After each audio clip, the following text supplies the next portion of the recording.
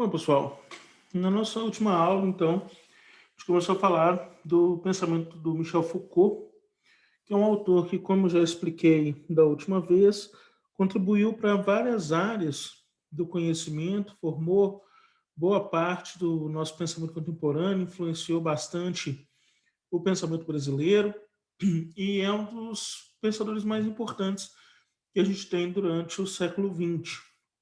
Né? Deu palestras aqui no Brasil, eu atendi aqui algumas obras dele para vocês, e hoje eu quero então continuar com o tema desse autor.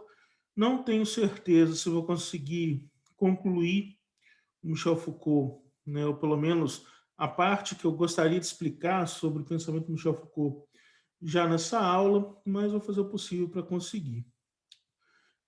Então, da última vez, a gente discutiu a questão do discurso para o pensamento do Michel Foucault. Então, a gente percebeu, né, que o discurso ele se dá numa espécie de trama discursiva e que cada conceito se posiciona dentro dessa trama discursiva que é, em última instância, carregado, modelado a partir de fios de poder que empurram, puxam e repuxam esses conceitos para lados diferentes, com forças distintas. O conceito vai ter, portanto, uma espécie de resultante de forças que determina aquele conceito naquele momento. Então, percebam, o conceito ele não é um elemento fixo, ele é um elemento sempre transitório, ele é um elemento sempre mutante. Afinal de contas, as forças discursivas que atuam sobre o mesmo conceito mudam com o passar do tempo, mudam de acordo com o lugar onde cada um desses conceitos está sendo utilizado.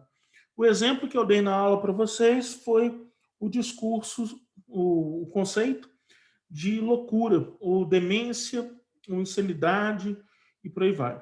Né?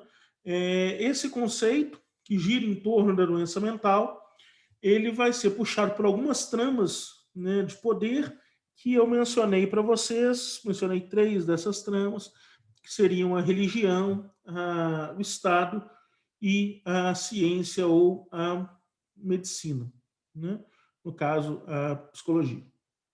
Bom, e a psiquiatria, claro. Né? Então, dentro dessas tramas, cada um vai ser puxado e repuxado ao longo dos séculos. E se eu perguntar para vocês o que é um louco ou demente no princípio do século XII, o louco e o demente vão ser aquelas pessoas que são afetadas pelos demônios. E, portanto, eles são possuídas por esses demônios, eles são afetados por eles e quem determina quem é afetado ou não é a religião. Ora, se eu perguntar para vocês quem é o louco no século XVIII, é o louco para o século XVIII, influenciado pelo pensamento da Revolução Francesa, no final do século XVIII, né? Então, influenciado pelo pensamento da Revolução Francesa, influenciado pela lógica iluminista, o louco vai ser aquele cara que não utiliza bem a razão. Né? E quem determina se o cara usa bem ou não a razão é o Estado. Afinal de contas, o sujeito tem que ir na frente de um juiz para ter determinado se ele é um demente ou não. Se eu perguntar no século XXI quem é o louco, muito provavelmente vocês vão me responder que o louco é aquele que tem alguma doença ou desconforto mental que o obriga ou compele a ter um determinado comportamento avesso ao comportamento cotidiano da maioria das pessoas, né? Um comportamento atípico. O resultado é quem determina qual comportamento é esse, qual tipo de doença está afetando o comportamento desse sujeito, é, obviamente, a medicina, né? Na figura do psiquiatra ou na figura do psicólogo. Então, forças diferentes continuam atuando ali, por exemplo, o Estado não deixou de atuar na determinação de quem é insano ou não, afinal de contas, parte do tratamento dos insanos pode ser pago pelo Estado, e também, óbvio, o Estado ele vai ter uma espécie de compromisso em manter essa população sã. Né? Então, por conta disso, o Estado participa sim da discussão sobre quem é demente ou não. Né? Ora, a religião também não deixa de participar desse tipo de discussão. por mais que, obviamente, ela não determine quem é o demente, quem é o louco hoje em dia, ainda assim ela participa discutindo solidariedade, respeito, por aí vai, né? Ora, sendo assim, os conceitos eles estão sempre nessa trama discursiva que vai sendo puxada e repuxada, vai mudando com o passar do tempo, né? E com o lugar aonde esses conceitos estão sendo aplicados. Aplicar um conceito de demência no Brasil é muito diferente de aplicar um conceito de demência na França, por exemplo. Ou mais específico, né? Aplicar o conceito de nacionalismo no Brasil é muito diferente de aplicar o conceito de nacionalismo nos Estados Unidos, né? O nosso nacionalismo está ligado a uma determinada tradição, enquanto o nacionalismo dos Estados Unidos está ligado a outra tradição bastante diferente da nossa. As tramas de força vão sendo puxadas e repuxadas, e a resultante das forças é o conceito a qual se atribui um determinado significado. Bom, então, eu acredito que essa parte tenha ficado clara, e aí passamos a discutir não mais o que é o discurso para Michel Foucault. Percebam, essa discussão sobre o discurso vai servir de base para a gente poder compreender as demais discussões. Por isso, inclusive, que eu comecei por ela. Ela vai ser fundamental para a gente entender as discussões posteriores. Vamos lá. Michel Foucault escreve um livrinho chamado Arqueologia do Saber, onde ele descreve, de certo modo, a metodologia que ele utiliza, ou pelo menos os passos que ele segue ao analisar um determinado objeto histórico ou um determinado objeto de pensamento, né, de reflexão que ele decide pensar ali, né? Em especial, os objetos históricos são discutidos nesse texto, Arqueologia do Saber. De certa forma, o Michel Foucault ele se propõe a se utilizar desse método arqueológico do conhecimento para compreender as forças que determinam o saber. Saber, como todo conceito, está inserido naquela trama discursiva que eu falei para vocês na aula anterior. Entretanto, saber também é, de certa forma, produto e produtor de forças dentro dessa trama. Como eu expliquei na última aula, aquela frase famosa que que é atribuída ao Foucault, né? É de que saber é poder, né? Não é só atribuído, né? Está em alguns textos dele, mas que saber é poder. Ora, não quer dizer necessariamente que o conhecimento sobre um determinado objeto é poder sobre aquele objeto, mas também quer dizer que é, ser reconhecido como uma autoridade para dizer sobre um determinado objeto é um elemento de poder. E, portanto, eu poder dizer que eu sei sobre algo é poder da minha parte. Quando eu falo do Michel Foucault para vocês, e muito provavelmente vocês não tendo lido o texto que eu estou dizendo para vocês sobre ele, né, o texto que eu estou trabalhando nessa aula, isso faz com que eu tenha uma certa autoridade sobre vocês. Essa autoridade, esse poder que eu exerço sobre vocês, é teoricamente um poder de conhecimento. Vocês aceitam, de certa forma, o que eu digo sobre o texto, porque não tem o conhecimento do texto muito aprofundado, né? Ou sequer não leram o texto. Ora, esse é um caminho, então, para vocês, esse é um caminho, então, para que eu possa exercer poder sobre vocês. Qual que é o meu poder? O poder de fazer com que vocês acreditem que eu sei sobre o que eu estou dizendo, né? Não que eu não saiba o que eu estou dizendo, eu sei o que eu estou dizendo. Porém, vocês acreditarem no meu poder dizer sobre um determinado objeto é uma função do poder, é uma forma de poder, é um exercício de poder. Se eu tenho autoridade para dizer sobre o objeto e vocês estão ouvindo porque não têm semelhante autoridade, isso significa um exercício de poder. Isso acontece na sala de aula, isso acontece nas grandes empresas, isso acontece nas famílias, isso acontece em todos os lugares. A disputa sobre quem pode dizer, quem pode falar sobre alguma coisa, né? Isso é bem importante nas discussões contemporâneas. Mais recentemente, isso vem sendo discutido em relação aos locais de fala, quem tem direito de dizer, como deve dizer, quem pode dizer dentro de um determinado ambiente, para quem pode dizer e também quais são os momentos de ouvir, ou seja, qual é o momento de você ficar calado e entender o que o outro está dizendo, né? Portanto, essa trama de poder, essa trama discursiva, né, está associada a essa trama de poder. Essa trama discursiva está associada à trama de poder. Quem pode dizer sobre o quê, em qual momento, em qual situação e sobre qual contexto, né, pode dizer sobre alguma coisa. Bom, arqueologia do saber. Né? A crítica que o Foucault vai fazer é o seguinte: a história se ordena pela atualidade do saber. Né? Se multiplica em suas transformações e não deixa de romper com elas próprias. Significa que a história ela vai se atualizando ao longo do tempo. Significa que a história ela vai se transformando e essas transformações compõem também parte desse jogo de poder. Percebam a história como discurso sobre o passado. Tá? Esse é um elemento importante. Porque se você está encarando a história como de fato o que aconteceu, ora, de fato o que aconteceu é uma coisa. Porém, os discursos que se constroem em relação ao que aconteceu é outra coisa. Né? Eu não lembro se eu citei na última aula, mas numa entrevista recente para o Roda Viva, o ex-ministro da Saúde, né, o Luiz Henrique Mandetta, disse uma coisa muito interessante. Né? Ele falou o seguinte: a verdade sobre comportamento social, sobre o distanciamento social, sobre o uso ou não de máscara, sobre adesão ou não ao programa de vacinação, esse tipo de coisa.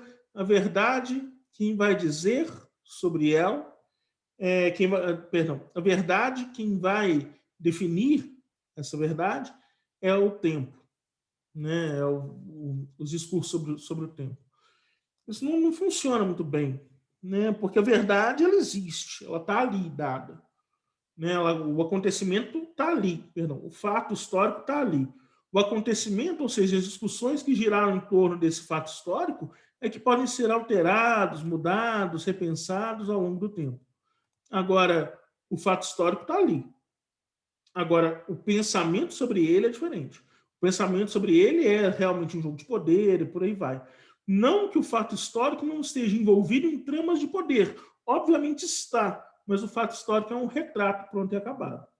Enquanto o acontecimento, ou seja, discussões sobre o que aconteceu em um dado momento, quem estava certo, quem estava errado, esse tipo de coisa, essas discussões sim vão se dar em um ambiente de disputa de poder que vai muito além do momento exato onde as coisas acontecem. Né? Essas discussões elas vão ser conduzidas por muito mais tempo do que propriamente o momento do instante do acontecimento do fato. Né? Bom, a história do pensamento, então, né, se a gente vai pensar uma arqueologia do saber, a gente tem que pensar a própria lógica do pensamento. A história do pensamento, a história do conhecimento, a história de quem determina o saber, a história de quem determina o que é correto, como é certo pensar, como não se deve pensar, como se deve agir, toda essa dinâmica discursiva, a história disso é múltipla em rupturas. Existem várias e várias rupturas nessa história do saber.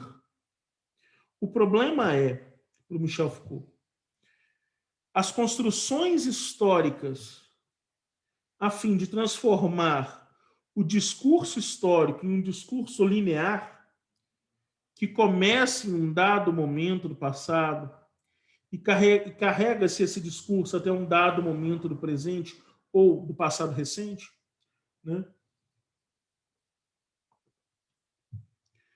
Essa linearidade é o grande problema. Percebam, se de fato as disputas pelo saber são múltiplas em rupturas, não são um veio constante, não são um fio condutor constante, mas sim uma corda toda arrebentada, toda cheia de fiapos, que vai se traçando e retramando ao longo do tempo, o discurso histórico mata essas rupturas, essas divergências, né? Esses elementos que são muitas vezes externos à própria construção histórica, né? Ora, então o que ele vai dizer? A história propriamente dita,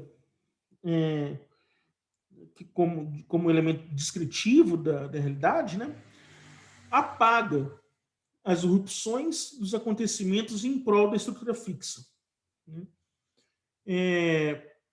Aqui, então, um questionamento leve ao pensamento do Karl Marx, a ideia de estruturação das coisas, a ideia de que as rupturas vêm internas às próprias estruturas. A gente vai ver mais tarde que para o Foucault existem elementos externos que vão trazer essas rupturas, mas, de certo modo, o que ele está denunciando é que quando eu pego e construo a linearidade do texto histórico, eu estou matando algo que é elementar da história, as disputas de poder. Claro, vocês estudam absolutismo monárquico e antigo regime e percebem disputas de poder, brigas de narrativas, percebem que existe uma burguesia que muitas das vezes entra em conflito com a nobreza e por aí vai. Mas vamos imaginar um elemento prático para vocês compreenderem. Esse aqui é o Príncipe do Maquiavel. O Príncipe do Maquiavel traz algumas perguntas centrais. O Príncipe do Maquiavel fala bastante para nós sobre como deve agir o príncipe, como deve agir o governante, o futuro governante. É um espelho de príncipe. O livro Maquiavel traz para a gente perguntas centrais, como o bom e velho dilema dos fins e dos meios, né? Ou então o bom e velho dilema do amor e do temor, né? Maquiavel escreveu esse texto, é verdade. O Maquiavel escreveu o texto e ele foi bem relevante dentro do pensamento sobre o absolutismo monárquico na época em que Maquiavel escreveu. Ao lado dele estão, claro, outros autores que nós estudamos no colégio, como Thomas Hobbes, né? Outros autores que criticam a ideia absolutista, como John Locke, né? Esses autores vão estar presentes ali. Mas o Maquiavel, ele não surge como algo criativo, interno do sujeito, que pensa o texto ele próprio, e então produz uma obra-prima que nunca foi dita por ninguém. Nenhum texto é assim.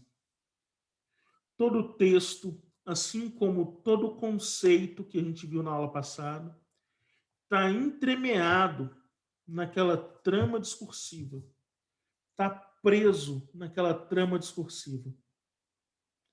Então, de forma alguma, o Maquiavel pensou o que ele pensou sozinho no mundo. A arqueologia do saber precisa resgatar toda essa polifonia, né? Ou seja, essas várias vozes que estavam presentes quando Maquiavel escreveu esse texto.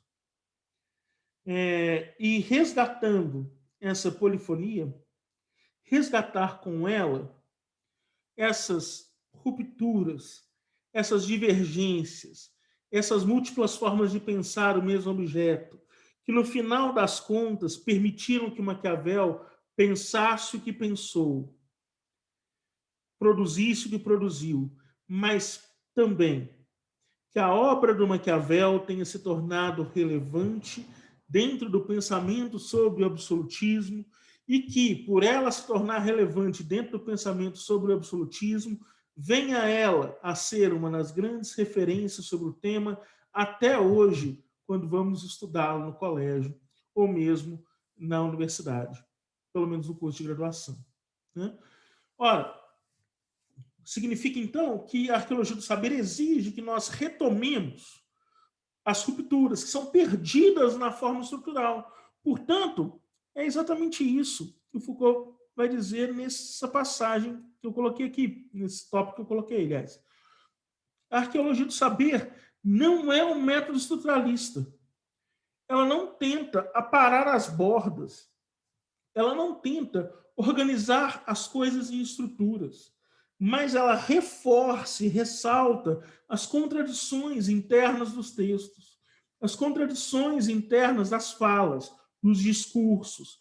Então, tenta perceber por que alguns se calaram enquanto outros prevaleceram. Um texto que o Foucault bate bastante ao dizer sobre a produção do absolutismo monárquico, né, que ele vai falar da enorme relevância desse texto, é a ideia de uma é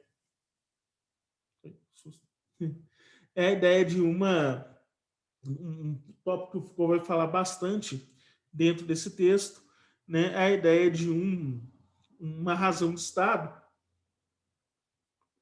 influenciada por um texto do Giovanni Viterbo, do Giovanni Bottero. Giovanni Bottero, ele vai escrever um texto chamado De Ratio de Estado, né, a razão do Estado, e vai ser uma espécie de Maquiavel cristão. Vocês lembram lá que teve um conflito entre Maquiavel e o cristianismo, porque uma das frases de Maquiavel relevantes é que a primeira coisa que o príncipe tem que aprender é a não ser bom, daí ele defende a ideia de uma moral, de um príncipe amoral, ou seja, que não existe uma moralidade, a mesma moralidade que se aplica ao resto das pessoas não se aplica ao príncipe, portanto, o príncipe pode até mesmo deixar de escolher ou contrariar a religião, caso isso vá manter a ordem do Estado. Isso fez com que Maquiavel caísse no desgosto do cristianismo, fez com que ele fosse proibido pelos reis católicos, no caso, ele foi proibido de circular na França, perdão, na Espanha e em Portugal. Na Espanha tem notícia de que ele, sim, circulou bastante.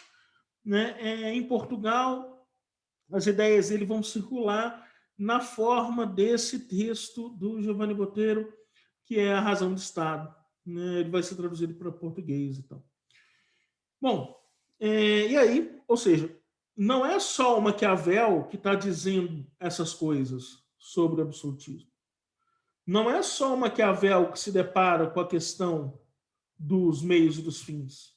Não é só o Maquiavel que se depara com a questão do amor ou do temor.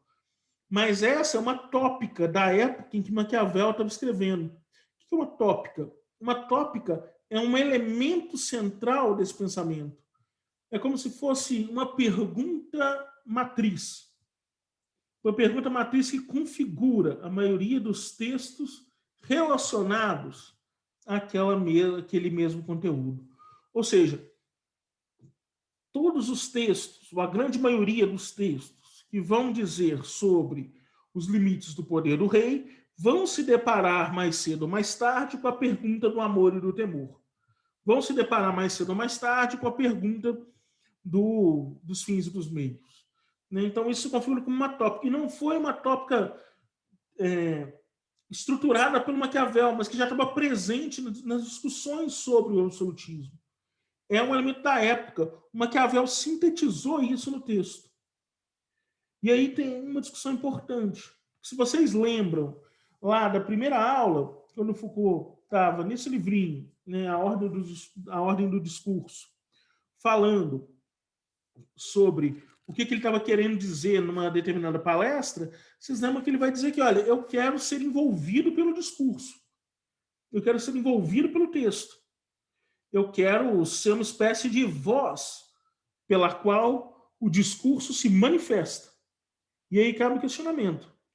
Maquiavel é realmente criativo, genial ou algo do tipo que valha para criar elementos novos por ele próprio? ou ele é, de certa forma, elemento passivo do discurso, que simplesmente pôde manifestar aquele discurso e foi capaz de escrever e sintetizar os discursos que já estavam à volta dele, ou seja, que faziam parte da sua própria trama discursiva. Quais elementos ele optou por silenciar? Quais elementos ele optou por vangloriar?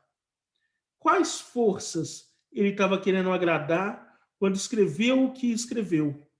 Ora, no Príncipe é bastante claro, inclusive, quando ele vai citar exemplos contemporâneos, né, já tem uma discussão nossa em outras aulas sobre o Maquiavel, e como ele vai, de certa forma, fazer uma espécie de abandono da história Magista Vitae, né, para poder escrever muito mais, com muito mais referências próprias da sua época, né, mas ele vai dizer com todas as palavras, assim, né, com todas as letras.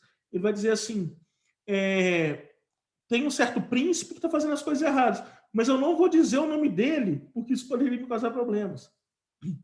Ora, naquele momento, ele escolheu silenciar-se sobre aquele príncipe.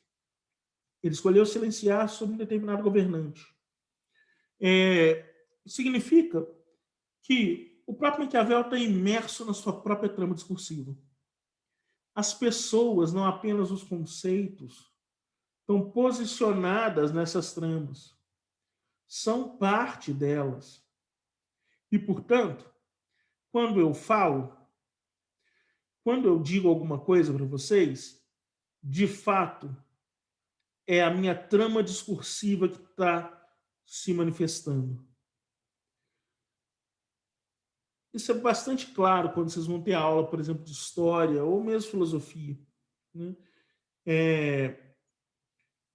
Imagina que vocês vão ter aula de literatura. Eu vou usar o exemplo de literatura que eu acho mais simples. Imagina que vocês vão ter aula de literatura com um cara que adora modernismo. Ele fez a graduação sobre modernismo, escreveu um TCC gigante de 200 páginas sobre modernismo. Aí foi lá, né, e escreveu um mestrado, um doutorado sobre modernismo. Tem ao todo publicado 18 artigos sobre modernismo. Né?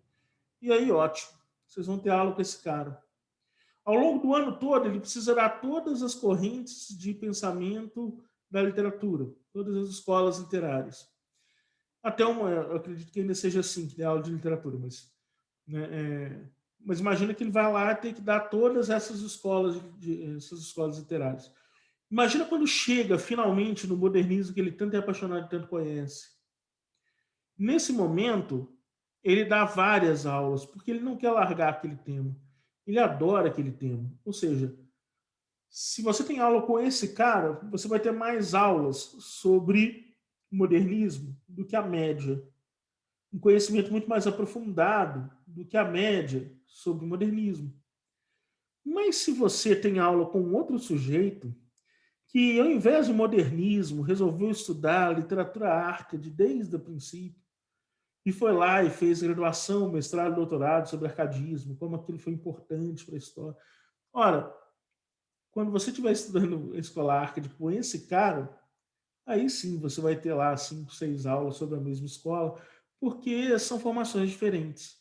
Quando ele se anuncia para você, quando qualquer professor, qualquer pessoa se anuncia para você, ele faz isso a partir de uma determinada trama discursiva, que vai levar em.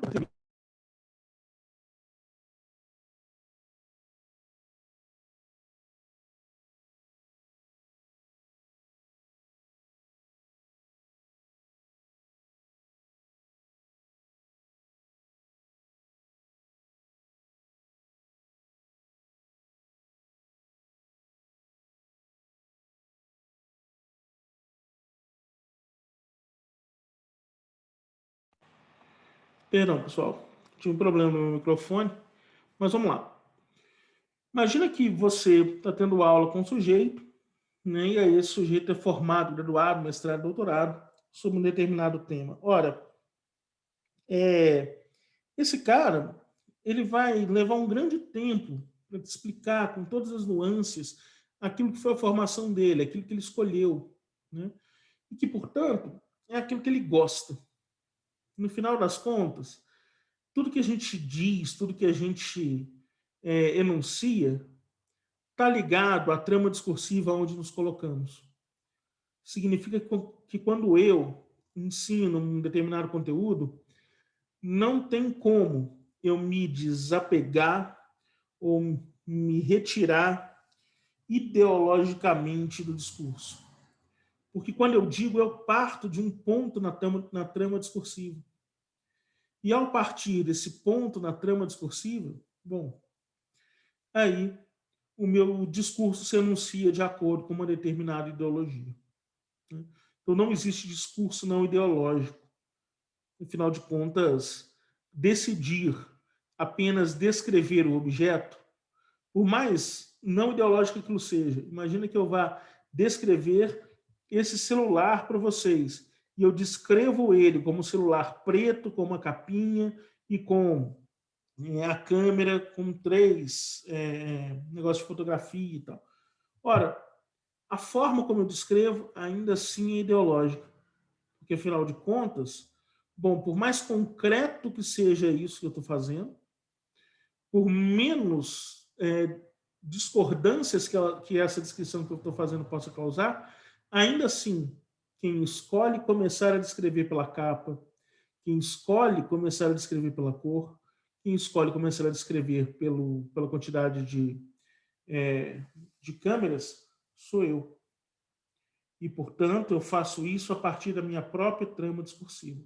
Não existe discurso que não seja ideológico. Todo discurso é necessariamente ideologizado e ideológico. Tá? Bom, a arqueologia do saber não é, portanto, um método estruturalista, né? Porque ela tenta, aliás, ressaltar as rupturas e não, como o estruturalismo, é, montar uma espécie de máquina ou um fio condutor próprio para os acontecimentos. É preciso, antes de mais nada, descrever esses acontecimentos com suas rupturas internas, né? A arqueologia do saber é revelar os princípios e as consequências de uma transformação natural do domínio do saber histórico, né? Ou seja, revelar como que é, revelar uma relação de princípios e fins, de meios e fins, perdão, de princípios e fins, em relação à construção histórica, né, ao domínio sobre o saber histórico. O saber histórico é ele próprio fruto dessas ideologias, portanto, fruto dessas tramas discursivas.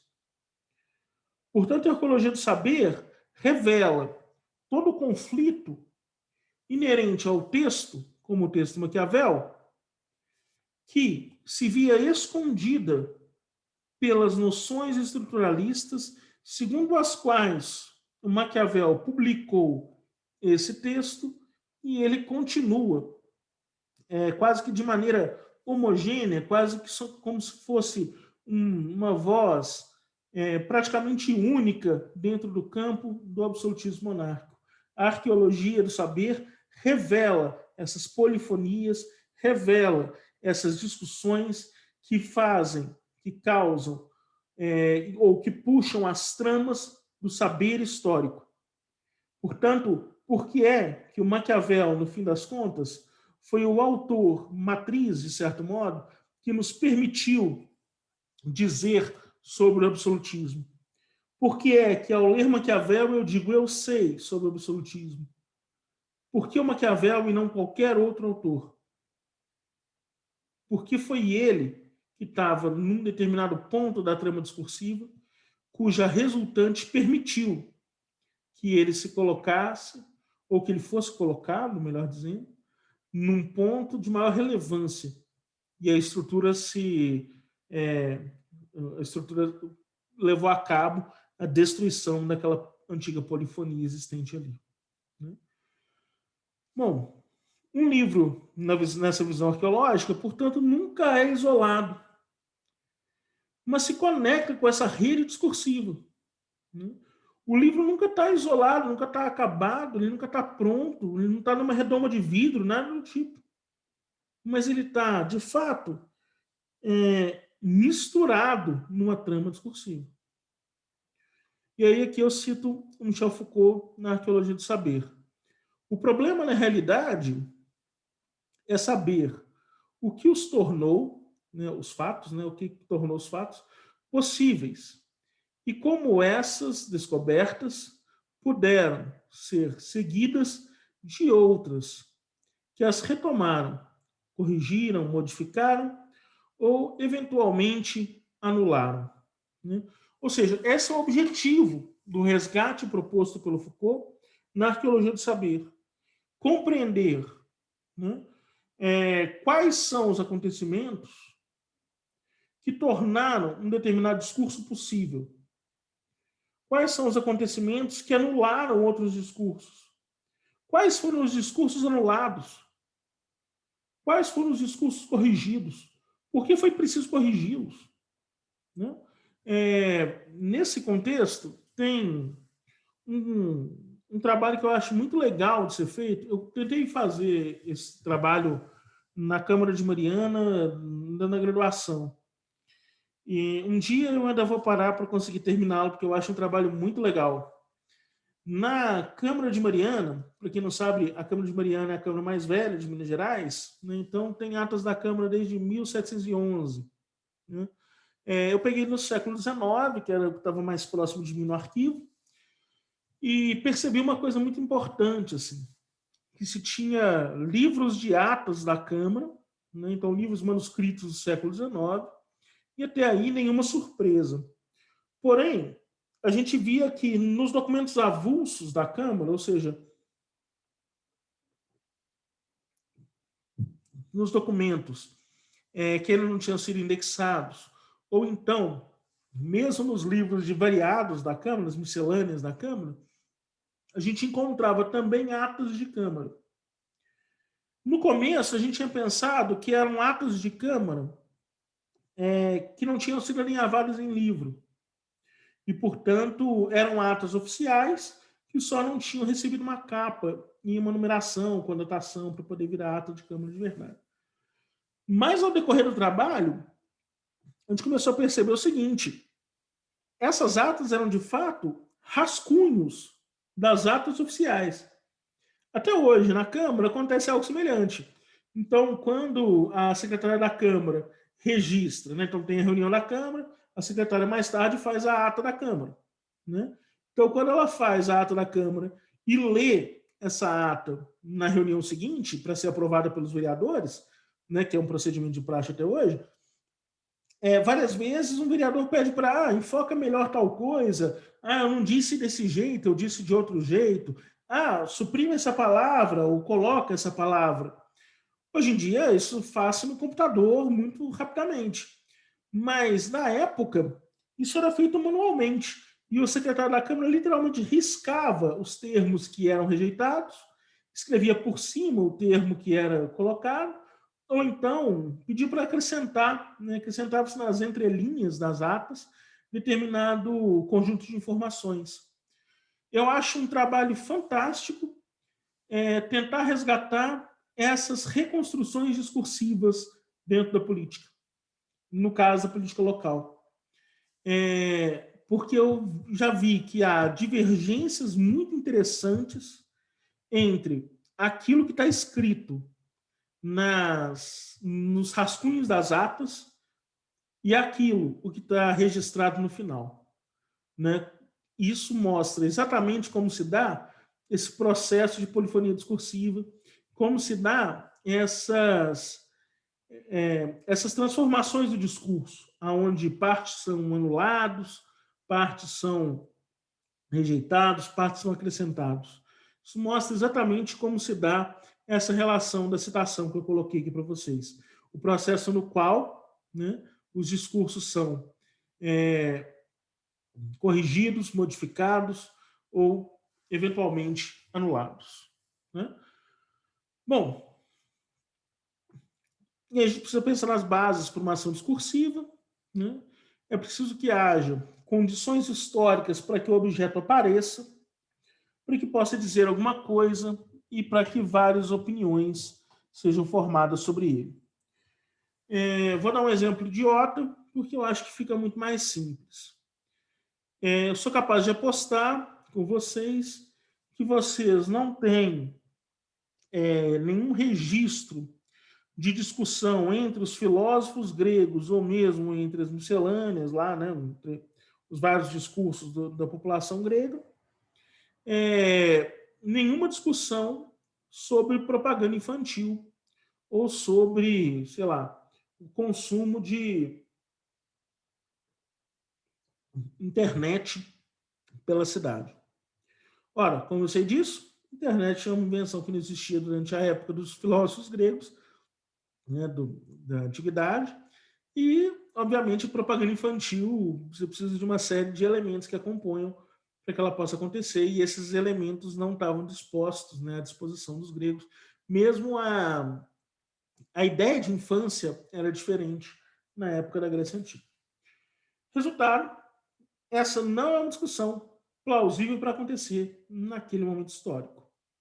É preciso que haja condições históricas, portanto, para que o objeto apareça. Esse objeto, as relações de poder intrínsecas nas propagandas infantis, ou as relações de poder intrínsecas ao uso da internet, o copyright, não aparecem no mundo grego porque simplesmente não faria sentido, né? Para que algo possa ser enunciado, é preciso que haja condições materiais externas ao discurso. Percebam, não é simplesmente o discurso, né? O Foucault ele não está negando em absoluto que ele não está dizendo em absoluto que aquilo que o Marx disse das relações materiais é completamente falso. Ele só está dizendo, além das relações materiais, e talvez em um nível muito mais profundo que elas, muito mais relevante que elas, existem as relações de poder dentro do pensamento discursivo, né? Dentro dos elementos discursivos. Talvez muito mais fortes que as tais relações materiais, né? Essas relações são externas aos objetos discursivos, né? Ou seja, o momento em que se cria condições para que a internet exista e discute-se o fornecimento de internet para as pessoas e discute-se como a transmissão de dados pode chegar a influenciar no consumo de elementos cuja certificação envolve copyright. Quando eu tenho todos esses elementos, eu posso então discutir sobre pirataria na internet, por exemplo, né? Ora, eu precisei de todos esses elementos e esses elementos são externos ao discurso, né? Essas relações elas são externas ao discurso. Primeiro, é preciso que essas condições materiais existam para que elas se convertam numa forma discursiva. Não é os elementos discursivos que fizeram essas relações materiais. Mas primeiro é preciso que haja essa série de relações primeiro para que elas possam ser reconfiguradas, repensadas, estabelecidas, de forma a permitir essas novas forças discursivas. Não quer dizer que não haja forças antigas que não vão atuar sobre esses objetos. Claro, o Estado é um elemento de força discursiva importante que atua sobre o exemplo que eu dei, né? Porém, a criação, o estabelecimento dessa nova possibilidade é externo ao elemento discursivo, né?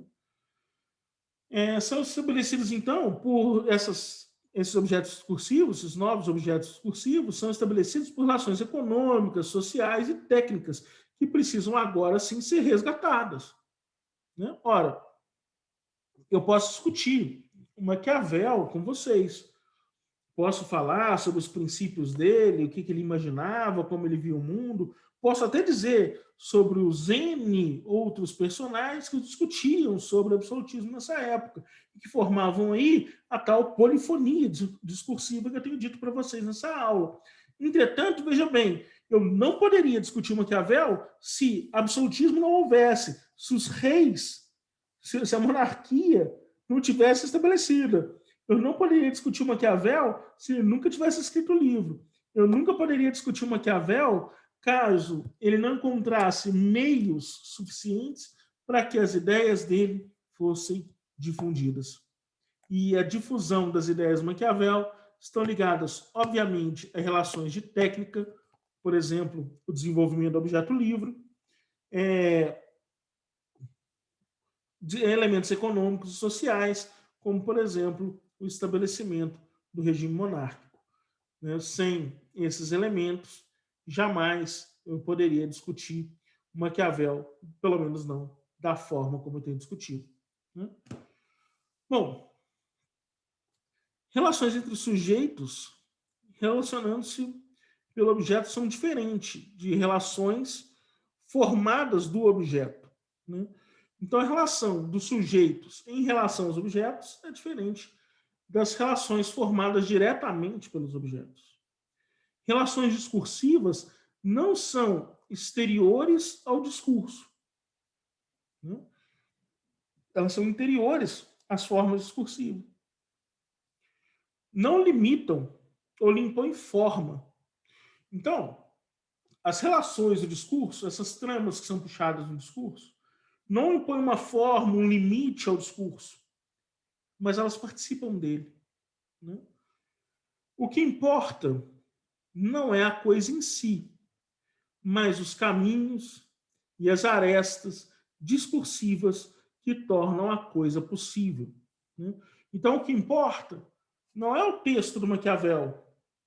O que importa são os elementos internos e internos, os elementos discursivos, o que foi preciso dizer, o que foi preciso tolher, o que foi preciso valorizar, o que foi preciso abandonar, para que o texto do Maquiavel hoje seja uma das principais referências sobre o absolutismo monárquico. Essa trama de poder é que é importante. Não é simplesmente o que Maquiavel escreveu. Porque, de certa forma, o que Maquiavel escreveu é produto da sua trama discursiva. Se nós levarmos em conta simplesmente Maquiavel como se ele fosse uma espécie de autor solto no tempo, um autor que está escrevendo sobre uma determinada época e que tivesse uma espécie de visão maravilhosa que pudesse descrever a época assim como ela é, bom, a gente estaria mortificando todas as discussões em torno do mesmo tema. A gente estaria mortificando todos os elementos que nos permitiram questionar o mesmo tema, que envolvem N fatores, como poemas ou textos, como, por exemplo, da monarquia, do Dante Alighieri, ou as N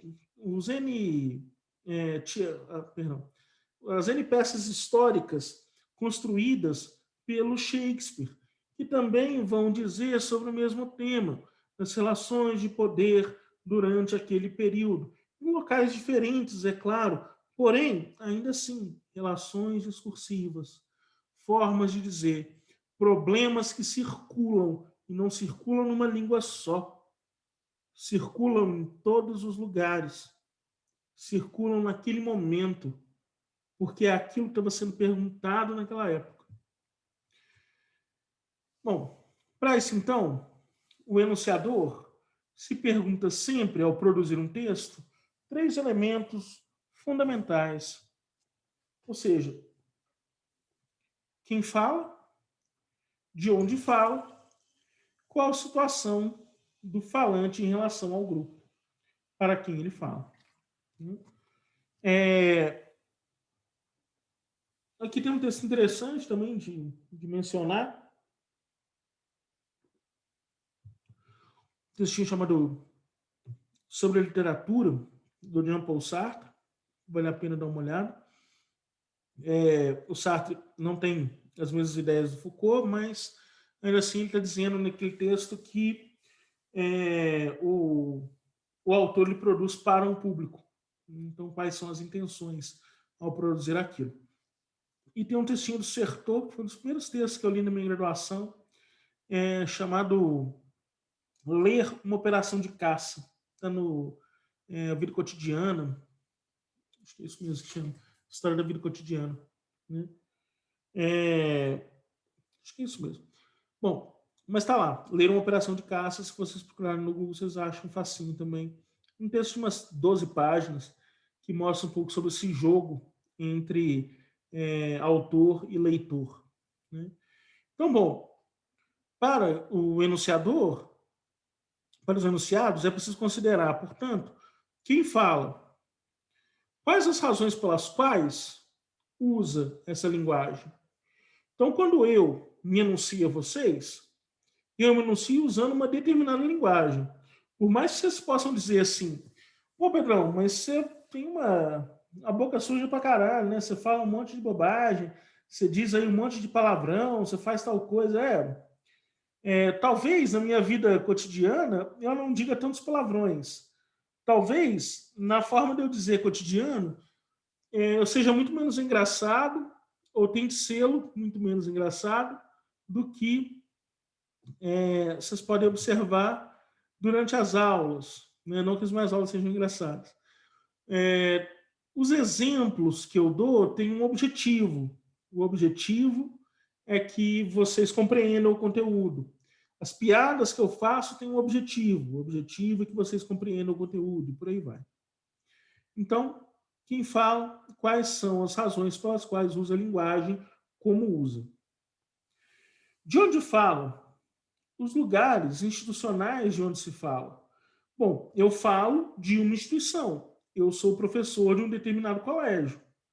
E aí eu estou falando para vocês sobre o conteúdo que, obviamente, está na apostila de vocês. Né? Mas também está nos livros que eu estou citando aqui. Porém, eu estou ligado a uma determinada instituição. Né?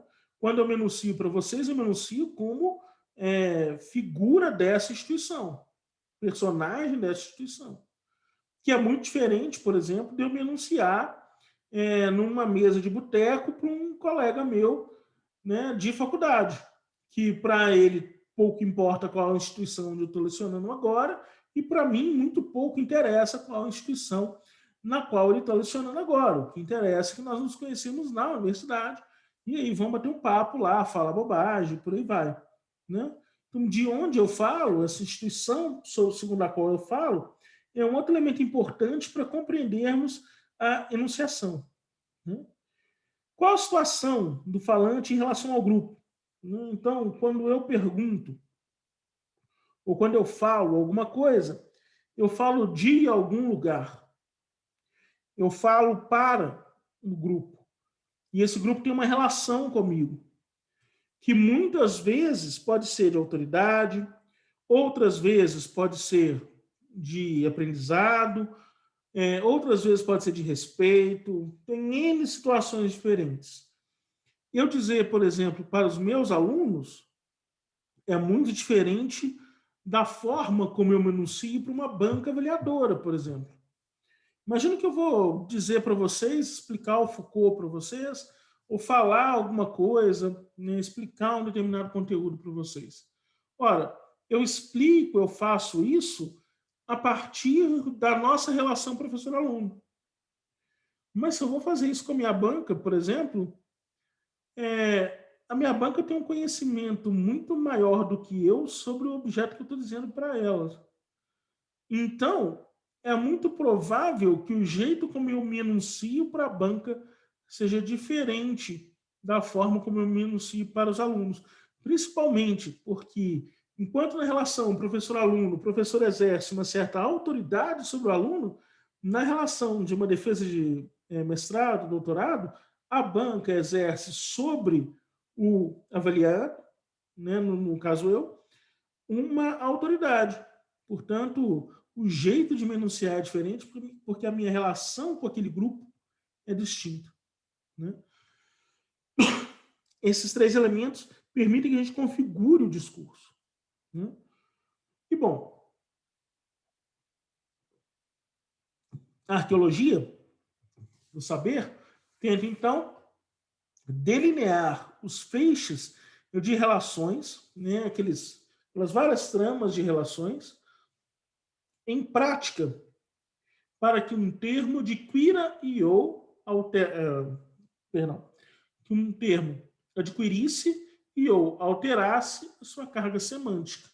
Ou seja, compreendendo quem fala, de onde fala, para quem fala, nós podemos, de certo modo, a partir primeiro. Então, primeiro nós fizemos toda aquela descrição discursiva, entendemos como o discurso funciona, para onde ele vem, de onde ele vai, que ele é uma relação de forças, que ele é uma relação de poder, e por aí vai. Depois nós entendemos que nós, seres humanos, também estamos imersos nessas relações de poder, e mesmo quando publicamos um livro, por exemplo, esse livro também está imerso nessas relações de poder. Depois, a gente tem um segundo ponto. Quando nós, seres humanos, falamos uns com os outros, nós falamos, nós somos alguém que fala, então quem somos, né, quem fala, de onde nós falamos é um outro elemento importante, e qual a situação segundo a qual nós falamos.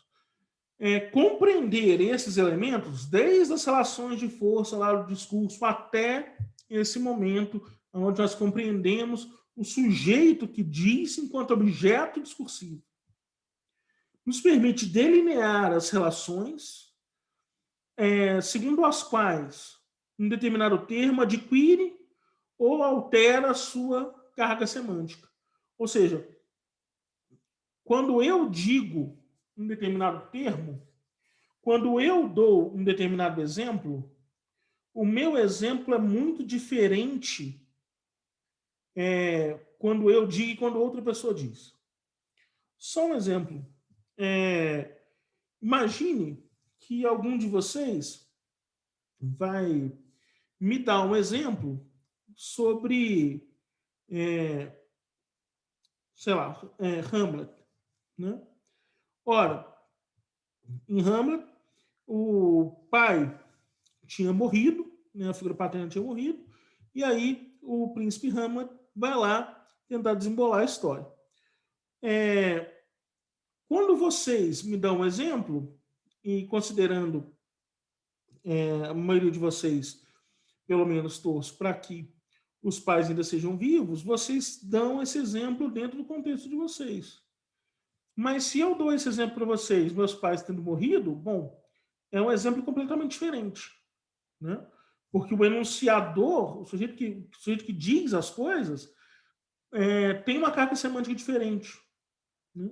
Altera o valor semântico daquele objeto, né?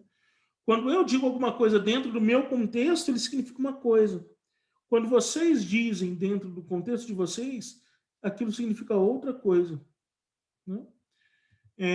Tudo tem a ver com o lugar do enunciador dentro da trama discursiva, né?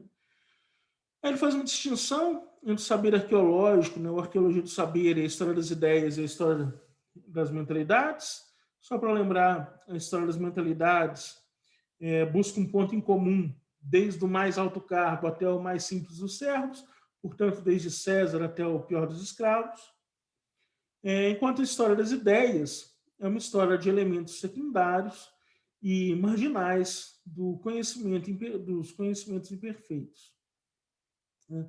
Um estudo dessas interferências, que descreve essa passagem da periferia para o centro, né? Então, por exemplo, uma história das mentalidades estudaria desde a formação da burguesia até a tomada de poder, né? Seria uma forma, e o surgimento de uma ideologia capitalista, né? Essa mentalidade, perdão, essa história das ideias, ela estaria preocupada com aquela periferia das relações sociais que vão se formando ali durante o período medieval e que vão ganhando força.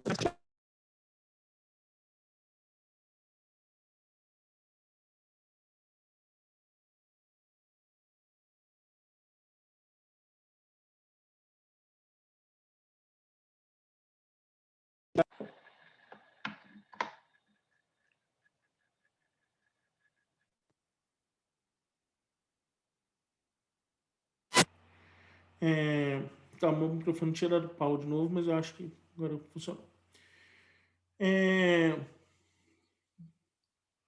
A descrição arqueológica é precisamente o abandono dessa história das ideias, né? de buscar uma ideia de periferia até o centro, né? Ela recusa esse sistema, né? Ela se recusa a ser sistemática. E seus pressupostos e seus procedimentos, tentativas de fazer uma história inteiramente diferente daquilo que os homens disseram, né? De certa forma, uma tentativa de modelar, perdão, é uma tentativa de abandonar esses modelos, né, de abandonar essa estrutura das ideias, né? A arqueologia não tenta definir pensamentos e representações, mas discursos enquanto práticas de obediências e de regras, né? Então, quando eu digo alguma coisa, estou obedecendo uma regra social. Quando eu não digo alguma coisa, também. Quando eu seleciono o que vai ser dito ou não, eu também obedeço uma regra social, né? A gente poderia levar isso a discussões mais interessantes também, né?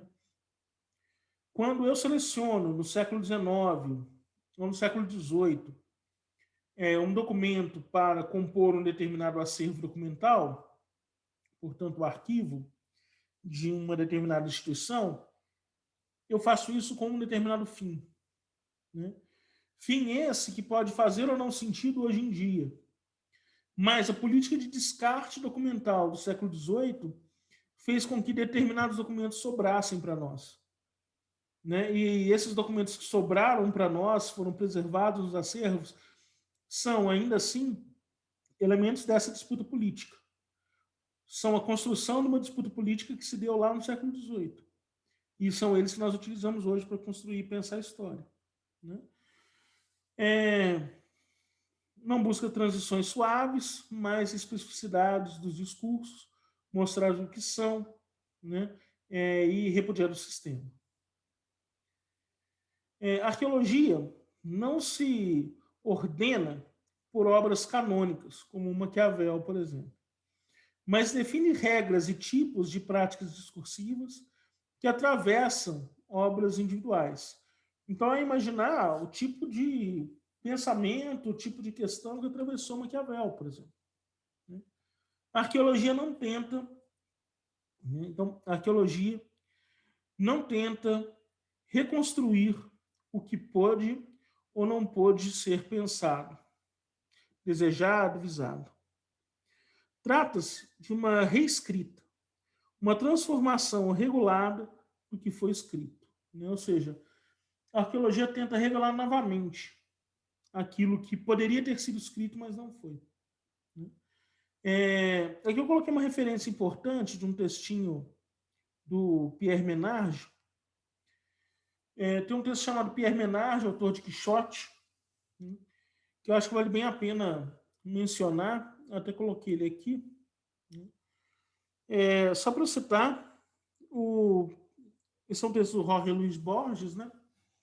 E aí o Borges ele vai dizer mais ou menos o seguinte, que havia um autor chamado Pierre Menard. E o Pierre Menard tinha uma grande gana, né? Uma coisa que ele gostaria muito de fazer. Ele gostaria de escrever Don Quixote de La Mancha. Então, ferrou, né? Porque Don Quixote já foi escrito. Como é que ele vai reescrever? Ah, bom, tem um caminho, né? Ele queria escrever o Quixote exatamente como Cervantes escreveu. E, bom, ele podia aprender o espanhol da época, ele podia conseguir uma folhinha da época em que o Cervantes estava escrevendo, ele podia ficar num castelo e tentar descobrir, mas, bom, ele era um cara do século XX e ele não estava muito afim de fazer isso, não. Ele não achava tão desafiador, né? O Menard não achava tão desafiador escrever Quixote sendo Cervantes. Afinal de contas, Cervantes escreveu Quixote, não há dificuldade alguma. Tentar se comportar como Cervantes e escrever Quixote, não há qualquer desafio.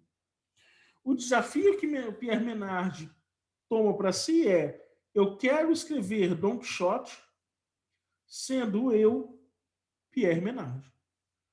Aí sim é um desafio. por que eu escreveria sei lá, um dos primeiros romances do mundo contemporâneo, né? Perdão, né? Do mundo moderno, fundador de uma língua, que é a língua espanhola. Como que eu faria isso sendo do século XX? Aí sim é um desafio.